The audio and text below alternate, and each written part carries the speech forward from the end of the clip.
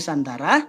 Tapi di bumi Nusantara ini ada yang namanya pemulihan segala sesuatu tadi, pembersihan dalam segala ranah lini aspek kehidupan, itu bicara restorasi segala aspek. Restoration is everything, restoration of everything. Segala-galanya direstorasi, dipulihkan. Nah, untuk orang-orang yang demikian, yang tidak pantas, tidak layak masuk di baldatun thayyibatun warabun ghafur, adil makmur, sentosa sejahtera sampai kiamat bumi seperti di surga. 1. Bisu. 2. Buta. 3. Mati di tempat. Jadi ada pilihan ini. Artinya duhon itu atau yang namanya kiamat kubro, gonjang ganjing sana sini, air laut bisa naik, saya mau katakan ratusan meter kurang. Iya kan? Gunung meletus sana sini gitu.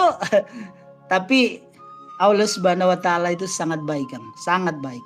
Hanya dengan SP walaupun belum jadi Imam Al-Mahdi, baru SP, Kang, artinya masih terpingit aja udah bisa memohon kepada Allah Subhanahu wa taala atau Bapa di surga untuk apa? Supaya yang namanya kiamat kubro, goro-goro itu tidak terjadi dalam artian di bumi Nusantara ini. Kenapa, Kang? Lihat Joyoboyo katakan goro-goro. Sebelum goro-goro itu ada namanya menoto. Betul? Kata menoto, sorry Kang, ini agak panjang supaya enggak lupa. Izinkan saya 1-2 menit saja, 3 menit paling lama gitu.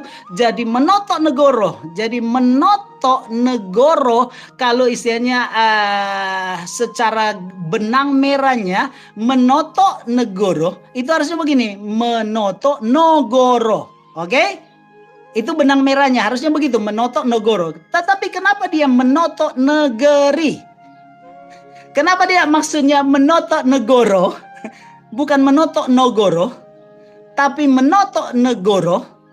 Artinya kalau menoto negoro, negara ini sebelum ditata itu oleh Imam Al-Mahdi atau SP semasa tersembunyi itu akan goro-goro, Kang. Nah, goro-goro itu berdampak termasuk di bumi Nusantara Indonesia kita tercinta ini. Tetapi karena SP semasa terpingitnya terus memohon kepada Allah Subhanahu wa taala, kalau boleh tidak terjadi yang namanya goro-goro, dalam artian untuk supaya gitu kan, tidak berdampak kepada, karena kalau udah goro-goro gunung, istilahnya gunung aja meletus, Kang, itu kurang dari 10.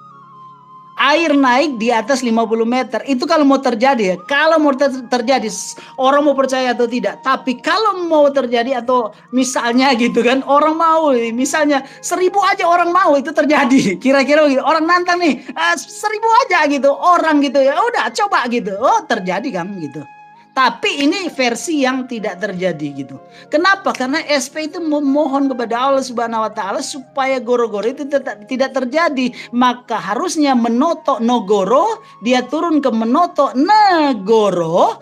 Goro-goro itu masih tetap goyang, goncang, ganjing di mana-mana, termasuk yang tadinya tsunami, gunung meletus, tanah terbelah-belah di mana-mana gitu. Sampai saya bahasakan tadi di awal, orang mau tergantung di cabang aja kaki istilahnya terpisah gitu kiri kanannya karena terbelah tanahnya itu aman. Tetapi karena kasihnya Allah Subhanahu wa taala untuk saat ini mau dibahasakan belum 100%, tapi di atas 90% itu tidak akan terjadi. Kenapa tidak terjadi? Karena disuruh untuk apa? Menoto bukan negoro, tetapi menoto negeri. Gitu, Kang. Jadi artinya kalau kita ada paham bahwa bukan lagi menoto negoro karena goro-goro, artinya kalau ke atas negoro itu goro-goro. Tapi Allah Subhanahu wa taala instruksikan supaya kita sama-sama bergandengan tangan walaupun begini. SP apalagi sudah Imam Al-Mahdi, beliau bisa one man show. Jadi beliau bisa adakan pertunjukan sendiri tanpa bantuan siapapun, karena Allah Subhanahu wa taala yang lewat hidupnya. Istilahnya begini, kalau orang bisa membayangkan Borobudur itu siapa yang buat, ya kan? 7 keajaiban dunia, bahkan tambah-tambah lagi gitu, berapa banyak keajaiban dunia, siapa yang ciptakan? Di zaman itu sama dengan akhir dari akhir zaman, bahkan lebih dahsyat gitu loh. Bangun menara tertinggi, tower tertinggi, gedung tertinggi, termegah, termewah, semua itu jadi dalam 1 jam, dalam 1 detik, dalam 1 kun fayakun, jadi nggak? Jadi sampai segitunya gitu loh. Gitu. Jadi mau dibahasakan tidak butuh siapapun, itu terjadi. Kenapa? Karena pasukan sorgawi gitu. Kalau bahasa dulu bilang, wah itu jin yang bangun gitu. Itu bahasa dulu, Borobudur jin yang bangun. 7 keajaiban dunia jin yang bangun. Ya enggak logis kan gitu. Ya bisa bangun seperti itu, apalagi wah sampai detik ini gitu kita bisa melihat gitu, udah ribuan tahun yang lalu masih berdiri kokoh. Nah, ke depan di akhir dari akhir zaman ini dan dalam tempo yang sesingkat-singkatnya gitu, itu hal-hal begitu nanti akan terjadi ke depan. Bahkan termasuk orang-orang yang tidak pantas, tidak layak untuk masuk di Eden Garden, Taman Eden atau Batu Coy, Batu Narbun Gofur itu tersingkir dengan sendirinya, Kang. Bisu buta mati di tempat itu pasti. Gitu. Saya masih katakan pasti karena memang itu yang saya terima, saya dapat begitu. Nah, jadi goro-goro itu untuk bumi Nusantara lebih ke bisu buta mati di tempat. Tapi goro-goro yang perang nuklir dan sebagainya, termasuk Nibiru itu kan sebetulnya sama aja. Bahasanya Nibiru itu sebenarnya nuklir, sama. Itu Nibiru. Jadi gambarannya begini, ini saya dapat, sekali lagi jangan percaya, tapi ini yang saya dapat. Zamannya Gunung Tambora meletus, Gunung Krakatau meletus, Gunung Toba meletus di bumi Nusantara ini, itu nuklir yang ditembakkan dari atas, tung, langsung. Gitu, Bos. Siap.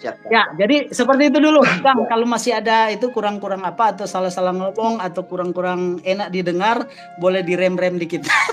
Karena ini akhir dari zaman. Aduh, kalau mau tungtang wah. Siap.